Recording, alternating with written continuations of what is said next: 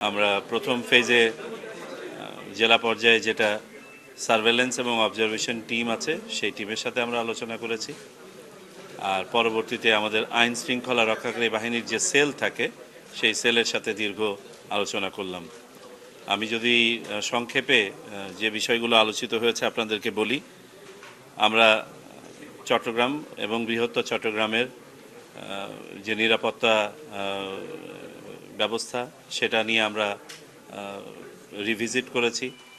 আমরা এই এলাকার যেসব নিরাপত্তা সংবেদনশীলতা আছে, ভূ প্রকৃতিগত কারণে, অবস্থানগত কারণে, রাজনৈতিক কারণে, অর্থনৈতিক কারণে, আমাদের প্রক্সিমিটিতে একটা উদ্বাস্তু সমস্যা সেটার কারণে, বর্ডারিং এলাকা হওয়ার কারণে সার্বিকভাবে আমরা সব কিছু আলোচনা করেছি। অতীতে কী ধরনের ঘটনাবলী ঘটেছে সেগুলো নিয়েও আমরা একটা মূল্যায়ন করেছি।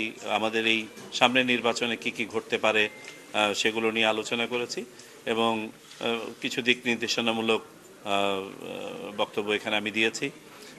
মৌলিকভাবে আপনাদেরকে যদি বলতে চাই যে আমরা কি করতে যাচ্ছি এই নির্বাচনকে সামনে রেখে, ফার্স্ট অ্যান্ড ফরমোস্ট নির্বাচন কমিশনের পক্ষ থেকে মেসেজ হচ্ছে স্বচ্ছতা, নিরপেক্ষতা, দৃঢ়তা।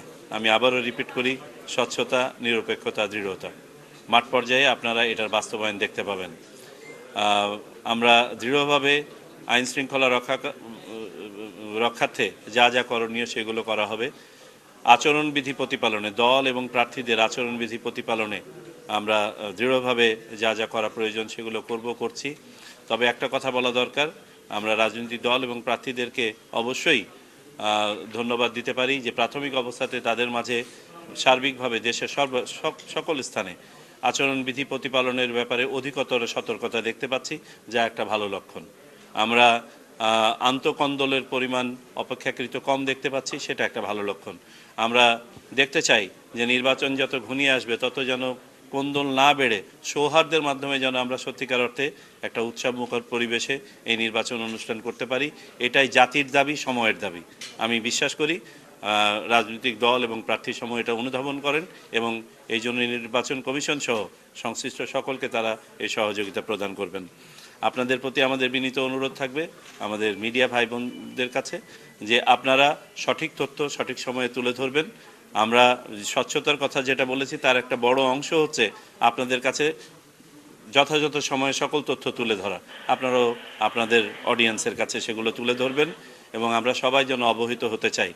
একটা বিষয়ে আপনারাও বড় ভূমিকা পালন করতে পারেন, অপতথ্য এবং গুজব রোধে। এটার একটা প্রবণতা, সামাজিক প্রবণতা আমরা দেখে থাকি। আমাদের দেশে শুধু নয়, বিশ্বব্যাপী এই প্রবণতা আছে। নির্বাচনকে সামনে রেখে অনেক ধরনের এ ধরনের প্রবণতা হয়ে থাকে। এটার বিপক্ষে আপনারাও জনমত সৃষ্টি করবেন, মানুষকে অবহিত করবেন যে অপতথ্য ছড়ানো যেমন অপরাধ, অপতথ্য শেয়ার করা অপরাধ। কেউ যেন এই ফাঁদে পা দিবেন না, এটা দ্বারা প্রভাবিত হবেন না। সার্বিকভাবে আমরা আশা করি আমরা আজকে যে পরিবেশ পরিস্থিতি দেখলাম, সম্মিলিত সকল বাহিনীর যে প্রস্তুতি দেখলাম, আমরা অত্যন্ত আশাবাদী যে অত্র এলাকায় ইনশাআল্লাহ অত্যন্ত সুষ্ঠু সুন্দর নির্বাচন অনুষ্ঠিত হবে।